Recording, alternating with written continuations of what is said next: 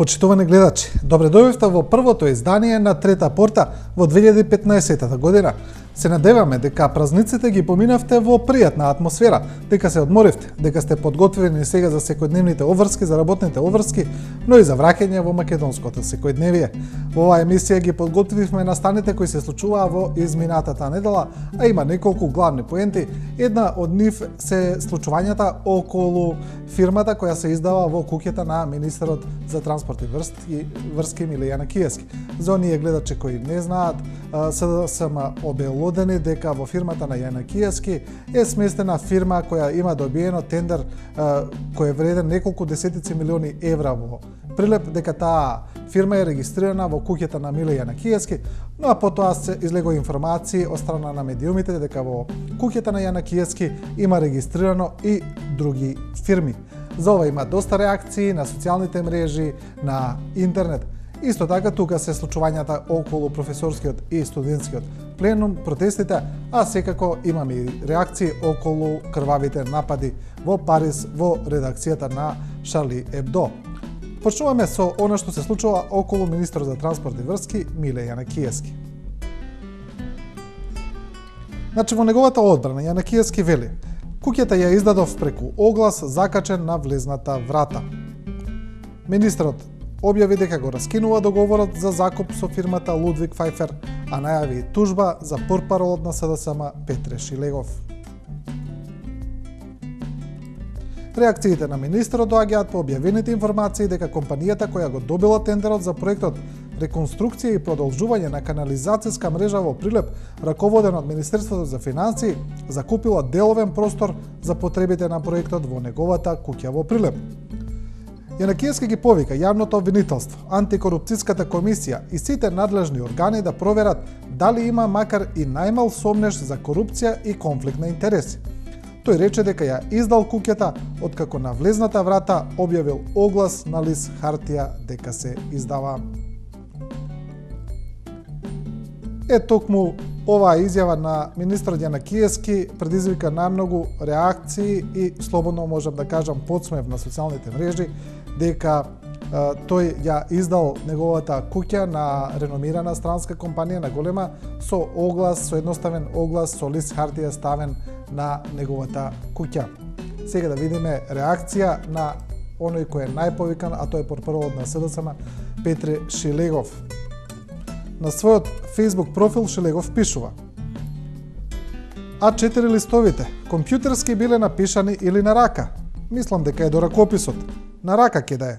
Затоа другите не може да ги издадат своите простори. И еве ќе видиме некои од коментарите.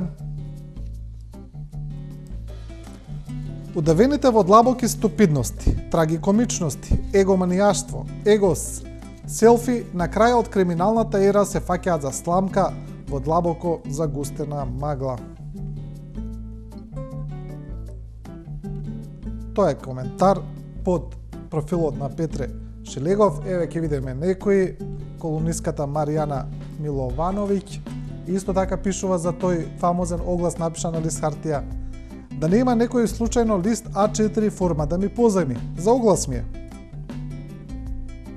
И тука еве прашуваат: а што, само една куќа издаваш? Не бе, за братучед ми прашувам, одговара Миловановиќ.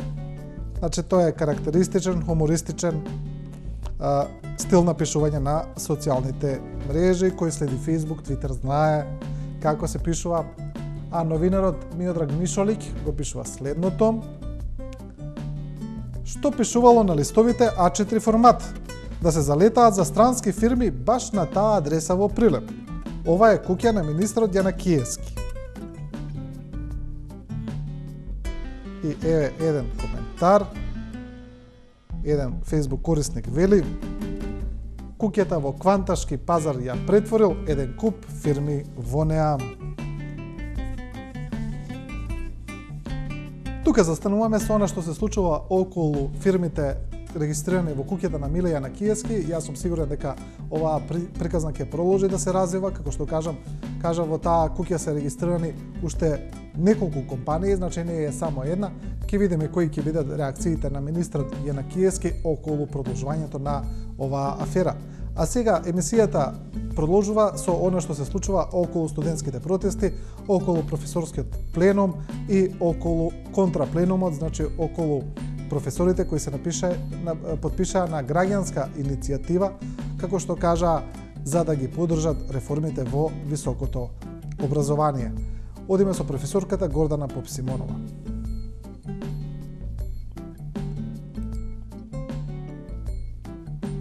Професорката Попсимонова во својата колумна, која е насловена You Talking to Me, значи тоа е една фамозна филмска реплика на Роберт Де Ниро од еден од најкултните холивудски филмови, Таксист. И еве дел од поентата на професорката. Мене ми зборувате за вашите искрени намери да го подобрите квалитетот на образованието. Вие, кои формиравте повеќе од 20 универзитети со преку 100 факултети. Вие, кои имате мегаломанска визија да создадете дисперзирани студии на секоја втора бандера и да формирате најмногу високообразовни установи на квадратен метар во светот. Вие, кои немате три чисти да признаете дека уништивте генерации млади луѓе со вашите креации за факултетски дипломи по секоја цена. Мене ми зборувате за државен испит, со кој двократно ќе ги проверувате студентите и после дипломците. Вие, кои технократски ја преобликувавте мојата земја во безлишна коцка на безидејност и безперспективност, знаете ли што значи студирање? Вие кои се уште живеете со средновековните критериуми дека учењето е просто меморирање и дека такво треба мора да се проверува, тестира и мери на кантар како на зелен пазар во Скопје, вие кои немате поим дека студирањето пред се подразбира комплекс на програми и активности со кои треба да се создаде личност способна да владее со знаења и вештини неопходни за неговата струка. Значи, тоа е острата колумна на професорката Гордана Попсимонова, насловена You Talking to Me, значи фамозната филмска агресивна реплика на Роберт Де Ниро од филмот Таксист. За студентските протести, за професорскиот пленум, за контрапленумот се напишаа доста колумни, а инаку тие пленумот, професорскиот, студентскиот и граѓанската иницијатива сите беа примени кај председателот Ѓорѓе Иванов на нивно барање. Значи сакаа да му кажат на председателот, професорите и студентите му порачаа да стави вето на законот за високо образование, бидејќи тој како председател има таква можност, а оние професори кои велат дека се залагаат за реформите во високото образование, на него му кажаа дека тие се залагаат за законот и дека не треба да стави вето. Една изјава која излезе како карактеристична по овие средби од страна на председателот Иванов е таа дека тој е професор и председател, но дека во овој случај ќе постапи како државник. Сега колумна има редовна Ерол Ризаов. Неговата колумна е насловена Професорот Балтазар. А еве дел од поентата. Ете, тоа е вистина што се однесува до професорот Иванов. Сосема друга е работата со председателот на државата, политичарот Иванов, кој повеќе води грижа за својот рейтинг отколку за рейтингот на Македонија, кој повеќе мисли на својот комодитет отколку на слободата и автономијата на универзитетот, кој повеќе мисли на своите слободи отколку на жртвите од злоупотребата на власта во случајот со наметнатите државни испити и закони кои се непознати во научниот свет. Затоа, професорот Иванов овој пат ќе постапи како председател на државата и како многу пати досега нема да стави вето на штетните закони. Можеби и професорката Селјановска и професорот Шкарик, како и сите ние, веќе дознаа која е разликата меѓу професорот Иванов и политичарот Иванов. А да не грешиме душа, можеби и нема разлика. Ете, тоа е колумната на Ризаов. Сега ќе видиме еден коментар.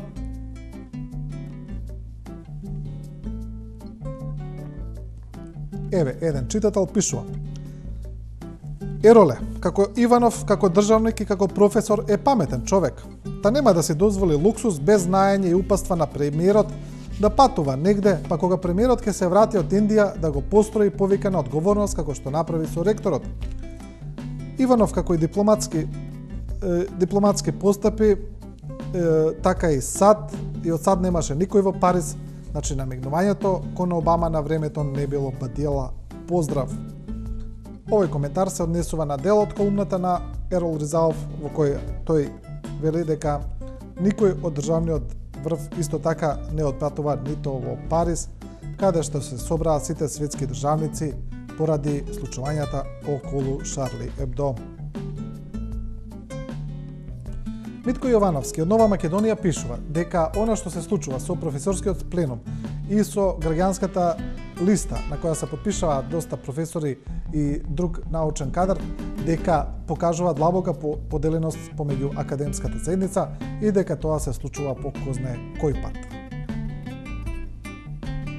Професорски писма со познат одговор дебата. Професорите со двете писма само ја потврдија длабоката поделеност во академската заедница што долго време постоеше, а која сега со носењето на законите во образованието излезе од универзитетските кампуси со сетат своја жестина. Днес наоѓањето на професорите или поточно кажано нивното почетно тактизирање водеше во прилог на Министерството за образование, кој за целиот период на носење на законите покажа доста неснаоѓање и несигурност, што само ја предизвика реакцијата на студентскиот пленум да организира два големи протеста. Наместо да се води суштинска дебата за новините во високото образование, двете страни непотребно пристапија кон навредлива реторика која понатамо ја исклучи можноста за конструктивен диалог помеѓу професорите и носителите на власта. Тоа го пишува Митко Јовановски во Нова Македонија, а колумна има и Бојан Стојановски, кој е член на извршниот одбор на ВМРО ДПМН. Тој пишува збунет пленум и тука пишува за случката која се случи кога среде пресконференција на професорскиот пленум упадна премиерот Груевски и ги повика на дебата која тие прво ја прифатија, па потоа ја одбија. Сега Стојановски пишува: реномирани професори кои со генерации и генерации предаваат, а пред се воспитуваат студенти, очи во очи се сретнаа со нивниот најпосакуван конкурент за дебата и личноста што редовно е виновна за се што не име померак. Добија покана и ја прифатија, дури договорија и време. Не се појавија. Дадоа збор пред камерите и пред сите присутни дека ќе го сторат истото. Значи не си го испочитуваа ни сопствениот збор. А што има секој човек кога не му се сметале титулите, образованието, потеклото и слично, што му останува на секој човек освен неговиот принцип и дадениот збор? Било арогантно и неверојатно дрско, како што не содржало немалку бон-тон таквото појавување на нечија пресконференција, а како е тогаш непојавувањето на договорена средба пред камери? Сакаа парламентаризам, а не туризам, добија парламентаризам па се предомислија и се нафрлија на туризам, шетајќи од една до друга локација по градот, но само однадвор на трешноста не ги интересира. Ете, тоа е колумната на Бојан Стојановски за случувањата околу професорскиот пленум и премиерот Груевски.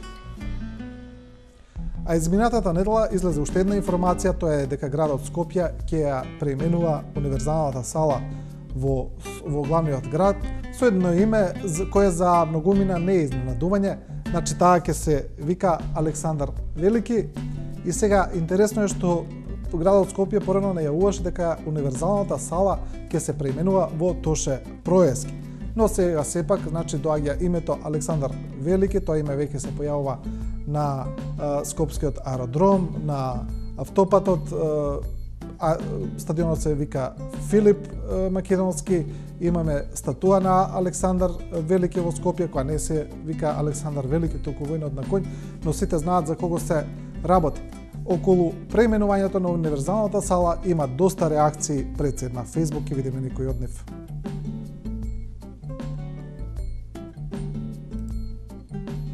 Еве, еден Facebook корисник ја постира таа вест околу универзалната сала, Александар Македонски. Предлагам се старо и ново изградено да се вика Александар Велики. Значи, еден ироничен коментар. Друг Facebook корисник го пишува ова, вели: античките кумови ни ја прекрстија и универзална. Ако веќе мораше да се прекрстува, убаво ќе се чувствував кога ќе кажев одам на концерт во салата Тоше Проецки. И ќе видиме уште еден коментар во однос на универзалната сала. Еве, еден Facebook корисник пишува: летото Александрово 2371, што не знаевте дека ја сменивме нултата година. Значи, еден ироничен коментар дека во Македонија се преименува во Александар Велики, Александар Македонски и дека најверојатно времето ќе почне да се пресметува по смртта на Александар. Продолжуваме со оно што се случуваше во Париз, значи со крававите напади во редакцијата на сатиричниот весник Шарли Ебдо, со другиот терористички напад кој се случи тамо, со со десетица жртви, меѓу кои и убиените новинари во неделникот, полицајци, жртви во заложничката криза. И доста во Македонија има голем дел на колумни, анализи напишани на оваа тема, а една од главните дилеми која се појавува е тоа дали сега вреди да се каже дека јас сум Шарли Ебдо или не и зашто е тоа така. Почнуваме со Дау Даути од Дневник, колумнист во Дневник, кој пишува во име на пророкот против него. Неговата колумна е јасна, што сака да кажа, еве ќе видиме еден дел. Вредно е да се цитира: Јасир Кади, имам во Мемфис, сад, кој вели: иако пророкот Мухамед бил вербално навредуван и физички му се заканувале во Мека, никогаш некој од неговите следбеници не убил никого кој бил против Мухамед. Тие што убиваат во име на пророкот Мухамед, да не мислат дека го сакаат, него повеќе отколку неговите тогашни следбеници. Исламот не дозволува пресуда на своја рака. Таквите чинови на терор, вели ово имам, не само што се недозволиви, затоа што предизвикуваат крвопролевање на невини, тие на краток или подолг рок ќе бидат вратени како бумеранг на самата нивна заедница. Тоа го пишува Дау Даути во име на пророкот против него. А Димитар Грумар во Дневник исто така пишува за еден друг настан кој се случи во времето на крвопролевањето во Шарли Ебдо. Тоа се крвавите настани во Нигерија, таму милитантната исламистичка група Боко Харам уби неколку илјади луѓе и сега нивните жртви исто се бројат со десетици илјади. И Димитар Грумар пишува: јас сум 12.000 убиени од Боко Харам. Зошто го пишува ова, еве ќе видиме од овој дел од неговата колумна. Човечки е да се биде солидарен со сечија болка, особено кога човек го губи она што последно може да го изгуби на овој свет. Но токму тука е двојниот аршин на берзата според кој се мери цената на човечкиот живот, односно на смртта. Светот се уште не ги симнал подигнатите табли со кои се порачува јас сум Шарли, а од Африка стигна нова вест.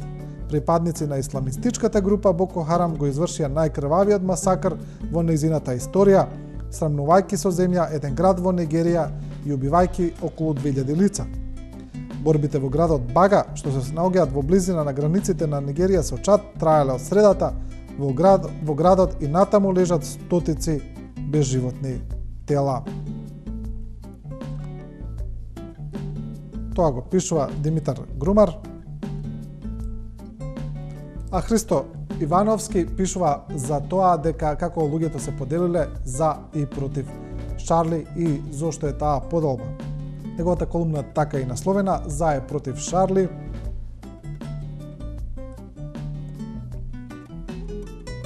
И ќе видиме дел од неа. Тука доаѓаме до клучното прашање. поделбата на оние што се идентификуваат со Шарли и на оние што рекоа дека не се Шарли. За волја на вистината, во Европа доминира идентификацијата со Шарли, но имаше и многу спротивставени мислења. И бидејќи нештата на нашиот континент, антиисламизмот, антихристијанството, фашизмот и неонацизмот, антиеврејството, антиджипсизмот се такви кои бараат сериозна дебата, прашање на слободите, почитување на верските слободи, интеретнички односи, положба на малцински групи се теми кои треба повторно и повторно да ги отвараме и да бараме соодветни одговори, да креираме политики, да цртаме линии, да знаеме докаде можеме. Угледниот колумнист во Нью Йорк Таймс, Дейвид Брукс, во својата колумна напиша дека новинарите од Шарли Ебдо со право се сметаат за маченици во име на слобода на изразувањето, сепак треба да се соочиме со нешто. Ако тие се обидуваат да го печатат нивниот сатиричен вестник во кој било американски кампус, најголемите инкубатори на либерални идеи, тие немаше да траат ниту 30 секунди. Ете, тоа е колумната на Христо Ивановски за и против Шарли. А друг аспект на сите овие случувања има и поранешниот вице-премиер Ивица Боцевски, кој напишал и јас сум Шарли Ебдо, но во својата колумна проблематизира со други теми. Па Боцевски пишува: меѓутоа исламот и нетрпеливата држава се само една страна на проблемот. Многу поголема опасност за Европа е будењето на чудовиштето на европските радикализми од длабочините на европската историја. Веќе не постои европска држава што е имуна на овие застрашувачки трендови. Најновата преобразба на стариот и добро познат европски фашизам се отелотворува во новото германско движење Пегида или патриотски европејци против исламизацијата на Западот. Се чини вчудовидувачки со која правилно се повторува европската историја. Огромна економска криза, која предизвикува масовна невработеност, океани сиромаштија, но и грст богати и привилегирани, кои се повеќе ги шират својата моќ и влијание, корумпирана политичка елита, скршен и нефункционален политички систем. Компрометирани парламентарни партии што не нудат никаква алтернатива или демократски дефицит, со други зборови, преплашена средна класа и подем на радикални политичари што нудат решенија преку ноќ и кои многу добро знаат каде да го вперат прстот и кого да го означат како виновник за настанатата ситуација, без разлика дали станува збор за политичари од радикалната десница или демагози од радикалната левица. Тоа е колумната на Ивица Боцевски и јас сум Шарли Ебдо. Продолжуваме со Ивана Костовска од Дневник. Костовска исто така пишува за овие дилеми, пишува за оние манипулации кои се случуваат околу протестите поврзани со Шарли Ебдо и вели дека многумина од нив се обиделе да извлечат и политичка корист. Па така Костовска прашува: кој сака да извлече корист од Шарли Ебдо?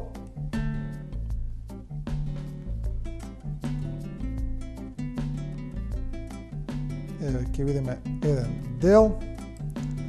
Оние кои рецитираат антимуслимански пароли добија пострек да викнат погласно, а политичарите што ги црпат гласовите и политичката сила од антиимигрантската политика на чело со Марин Ле Пен од Францускиот национален фронт видоа можност за зголемување на својот рейтинг.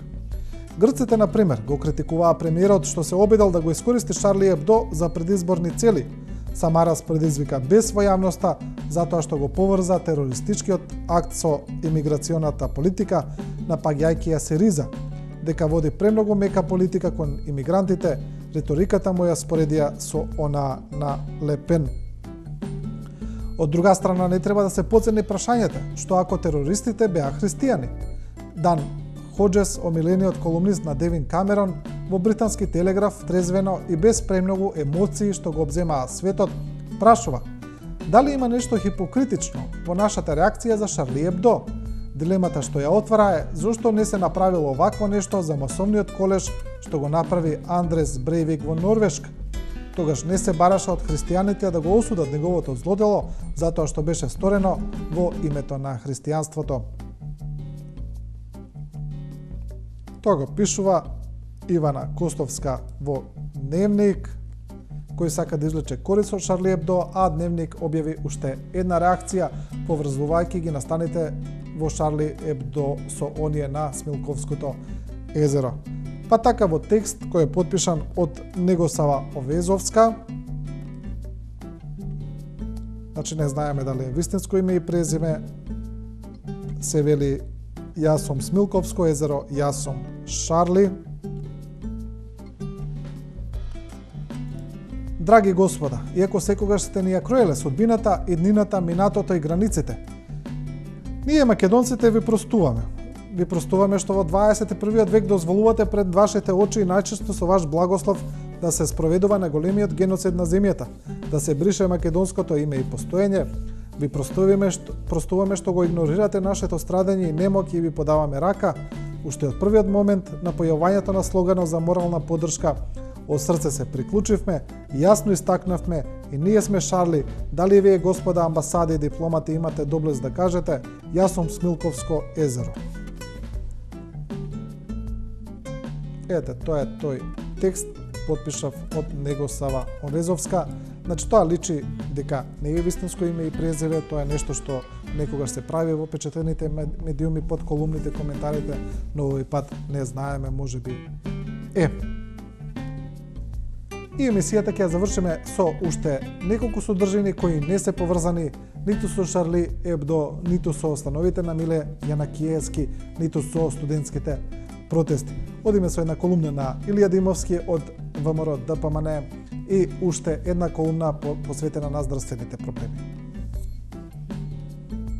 Илија Димовски пишува за завршените претседателски избори во Хрватска и вели што ако Иванов го победеше Пендаровски со само 1500 гласа. Значи, тоа е според состојбата во Хрватска, каде Колинда Грабар-Китаровиќ го победи Иво Јосиповиќ со тесно водство, со гласовите најмногу однадвор. И сега Димовски прашува: замислете во Македонија на последните претседателски избори, победата на Ѓорѓе Иванов да беше со разлика од само 10.000 гласови, од кои 8.500 да беа разлика направена од гласачите од диаспората, Австралија, Германија, Италија, Пустец. Замислите Иванов да изгубеше во Скопје, Битола, Прилеп, Велес, Охрид, Штип, Кочане, Кичево, Кавадарци, а сепак да победеше со оваква минимална разлика. Замислете во првиот круг победник да беше Пендаровски и вака неславно, со 1% разлика да изгубеше во вториот круг. Замислете какви конференции за медиуми ќе одржаше тој и неговиот лидер Зоран Заев.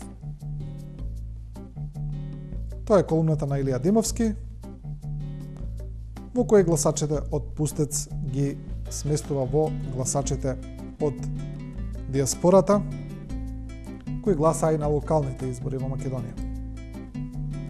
И завршуваме со една здравствена тема. Љубица Балабан од Дневник, новинар кој со години ги следи здравствените проблеми, пишува сега за политиката со издавање на лекови во аптеките.